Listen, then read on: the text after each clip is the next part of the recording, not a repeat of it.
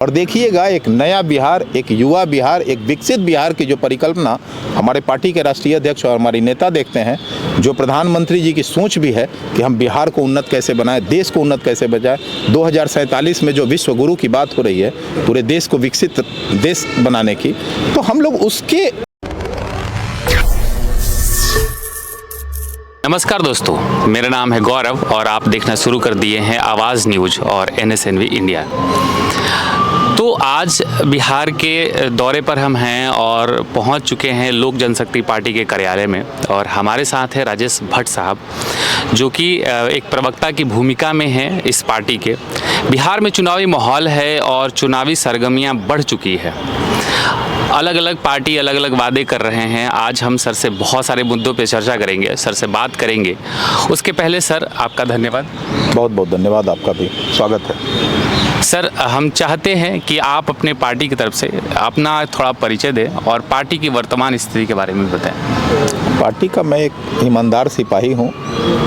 Party की नीतियों सिद्धांतों को मीडिया तक पहुँचाना मेरा दायित्व है, और हमारे पार्टी के राष्ट्रीय अध्यक्ष आदरणीय श्री चिराग पासवान जी की सोच को जन जन तक कैसे पहुँचे मीडिया के माध्यम से, यह मेरी जिम्मेवारी है। सर, पार्टी 2000 में बनी है और 2000 से आज अगर हम सफ़र देखें तो 24 साल का सफ़र तय किया है पार्टी ने लोक जनशक्ति पार्टी के रूप पे। और सर, ये जो पार्टी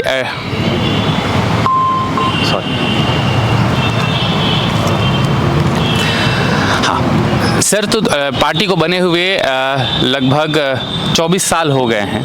2000 में बना है पार्टी और आज 2024 है और 25 में अगेन चुनाव होने वाला है। रामविलास पासवान जो परम पूजनीय रहे हैं, और उनके बाद की पार्टी में क्या परिवर्तन आया है? देखिए, परिवर्तन शब्द कहना बहुत उचित नहीं होगा, इसलिए कि जिस धरोहर को उन्होंने खड़ा किया, जो उनकी विरासत है, जो उनकी सोच है समाज के प्रति, दलित वर्ग के प्रति, गरीब वर्ग के प्रति, समाज के उस वंचित वर्ग के प्रति, उस सोच को लेकर हमारे पार्टी के राष्ट्रीय अध्यक्ष सह केंद्रीय मंत्री आदरणीय श्री चिराग पासवान जी आगे बढ़ रहे हैं। और देख रहे होंगे कि दिनों दिन अभी जो है पार्टी संगठनात्मक मजबूती की ओर बढ़ रहा है, और संगठन इस कदर अभी हमारा मजबूत है कि आपने देखा होगा कि लोकसभा के पिछले चुनाव में 5 सीटें हमें एनडीए से मिली थी और 5 की 5 सीटों पर भारी अंतर से हमने विजय हासिल किया। तो ये हमारे संगठन की ताकत है, और मैं ये बड़े गंभीरता से कहना चाहता हूँ कि शायद इससे ज़्यादा भी कुछ अगर सीट मिली होती तो अवश्य हम 100% स्ट्राइक रेट के साथ उस सीट को भी जीत कर एनडीए के दामन में, एनडीए के झोली में हम डालने का काम करते। या मुझे अफसोस रहा कि और सीटें हमको नहीं मिली। जी सर, तो जैसा कि आपने कहा कि जितनी सीटें मिली आपका 100% स्ट्राइक रेट है, तो आगे आने वाले चुनाव जो है हमारा अभी जो 25 में होने वाला चुनाव है, तो क्या जो आपका 100% स्ट्राइक रेट है, और जैसा कि आपने अभी भी कहा कि अगर ज़्यादा सीटें मिलती तो हम क्या उम्मीद करेंगे कि जो पिछले बार हमें सीट मिली है उससे हम ज़्यादा सीट की उम्मीद करें एनडीए सरकार? देखिए, एनडीए की बैठक में सभी शीर्ष नेता इस पर विचार करते हैं। यह हमारे क्षेत्र का मामला नहीं है, क्योंकि शीर्ष नेतृत्व हमारा इस पर विचार करता है, और शीर्ष नेतृत्व जो भी तय करते हैं हम लोग उसको सर्वमान्य मान लेते हैं। हमारे नेता सर्वोपरि हैं हमारे लिए, और नेता ने जो निर्णय ले लिया हम उनको सिरों आंखों पर रख के हम उसके लिए कार्रवाई करते हैं। आगे कैसे हम जीतें, जीत सुनिश्चित कैसे हो, हम अपनी बात को कैसे जनता तक पहुंचाएं, ये हमारा काम है जी। तो जैसा कि अभी चुनाव आने वाला है, तो आरजेडी की तरफ से एक बहुत बड़ा वादा किया गया है कि 2500 रुपया हर महीने महिलाओं को दिया जाएगा। तो क्या इस तरह का वादा आपके पार्टी से भी है? और अगर तेजस्वी यादव कुछ इस तरह का वादे कर रहे हैं तो वो कितना स्तर तक सही है, और क्या वो धरातल पर ला पाएंगे? देखिए, धरातल पे लाए चाहे नहीं लाए, जो वो दावा कर रहे हैं कि महिलाओं के प्रति हमारा यह सम्मान का भाव है, भाई उस समय कहाँ थे जब आपका राजकाज बिहार में चल रहा था और महिलाओं के साथ क्या क्या नहीं अत्याचार हुआ है, कई घटनाओं को अंजाम दिया गया जो पूरे देश राष्ट्रीय स्तर पर जो चर्चा का विषय बना। भाई उस समय महिलाओं का सम्मान कहाँ था? बहुत गंभीर मैं बात कह रहा हूँ। और ये देखिए, चुनावी वायदे करना ये उनकी फितरत रह गई है। तेजस्वी जी की सोच महिलाओं के प्रति क्या है यह बताता है कि उनके यहाँ आज भी कुछ लोग बेल पे हैं महिलाओं के मामले में ही। जी, क्या उन पे कार्रवाई क्यों नहीं किया उन्होंने? महिलाओं के प्रति अगर सम्मान जताते हैं तो उन पे भी कार्रवाई होनी चाहिए थी। जी, ये तो आपका बहुत गंभीर सवाल और है। 2500 का झांसा देखना, ये 2500 से बिहार के लोग ठगे नहीं जाते हैं। ये वही लोग हैं ना। परसों मैं तेजस्वी जी का बयान वो सुन रहा था। उन्होंने कहा कि पलायन लोग को लेकर मैं चिंतित हूँ। अरे भाई, किसके राज्य में सबसे ज़्यादा पलायन हुआ? किसके राज्य में हुआ? बिहार के एक एक व्यवसायी, आप उद्योग के मामले में देख लीजिए, बिहार में कई ऐसे शहर हैं जहाँ कल कारखाने, लघु उद्योग फल फूल रहा था उन दिनों। और उन दिनों ये ऐसी हालात इन लोगों ने पैदा किया कि इन्हीं के राजकाज में, इनके पिताजी का जब राजकाज बिहार में चल रहा था, यहाँ के तमाम व्यवसायी यहाँ से पलायन कर गए। और व्यवसायी पलायन किए तो उनके साथ व्यवसाय भी उनका पलायन कर गया। तो खासकर उद्योग धंधों को बर्बाद करने का, व्यवसायियों को यहाँ से पलायन कराने का जिम्मेवारी किस पे तय होनी चाहिए? राजद की सरकार में सबसे ज़्यादा पलायन हुआ है, सबसे ज़्यादा उद्योग धंधे ठप हुए हैं, आधारभूत संरचना नगण्य हो गई थी, सरकार नाम की कोई चीज़ नहीं कहीं दिखती थी, खुलेआम जो है अपराधी अपराध करते थे और सत्ता के संरक्षण में वो मजाक उड़ाते थे। तो अब आप समझिए कि ये लोग अपराध पे बोलते हैं, भ्रष्टाचार पे बोलते हैं।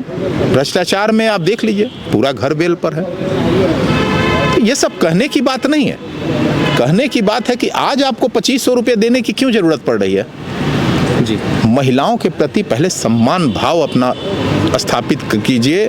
महिलाओं को ये विश्वास दिलाइए कि हमारी सरकार आएगी तो हम महिलाओं को सुरक्षा देंगे। एक वो भी दौर था जब महिलाएं 5 बजे के बाद घर में सिमट जाती थीं, कार्यक्रमों में नहीं जाता था कोई परिवार को लेकर। एक वो भी दौर था। शायद आपकी उम्र उस समय क्या रही होगी मैं नहीं कह सकता, लेकिन वो दौर आप अपने घर में चर्चा जब करेंगे तो आपको पता चलेगा। आज हमारी माताएं, बहनें, बेटियां सड़कों पे खुलेआम जाती हैं, पढ़ के 9-9 बजे, 10-10 बजे रात को कोचिंग से सुरक्षित घर आती हैं। ये है डबल इंजन की सरकार और ये है कानून का राज बिहार में।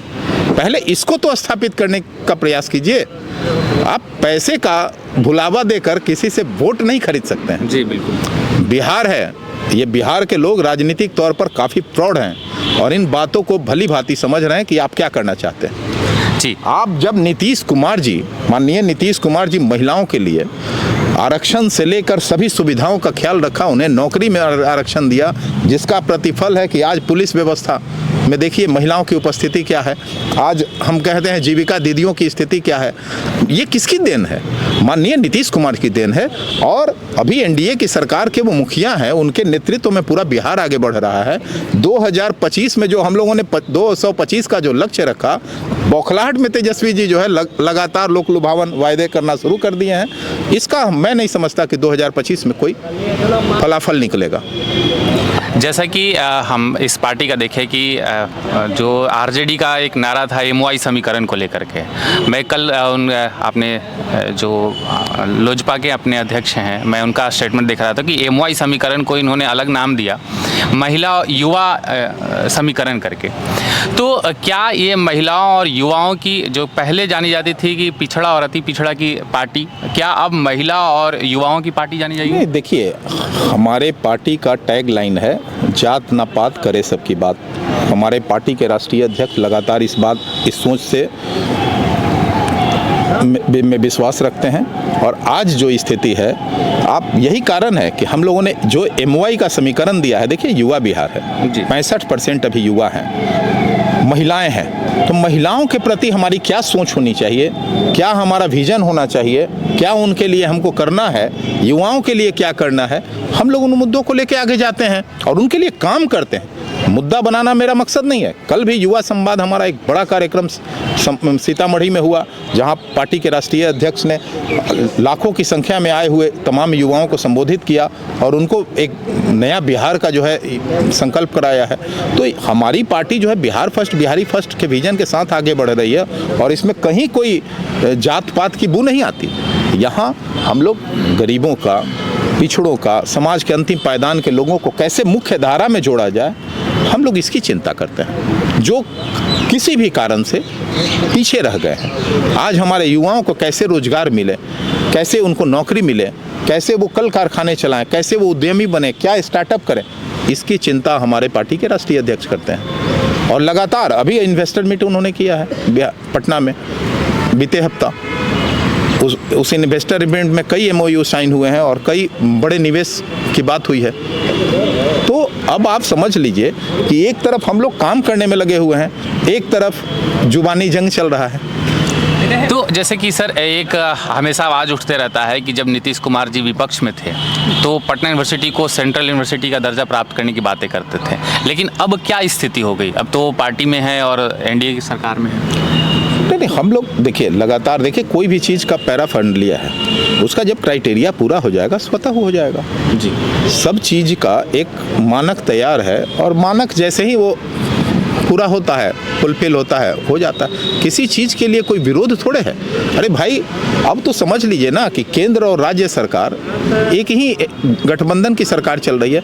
कैसे बिहार को आगे ले जाना है, हम लोग खुद चिंतित हैं। इस पे आप लोगों के प्रश्न करने की कोई आवश्यकता नहीं पड़ेगी, समय से सब कुछ हो जाएगा।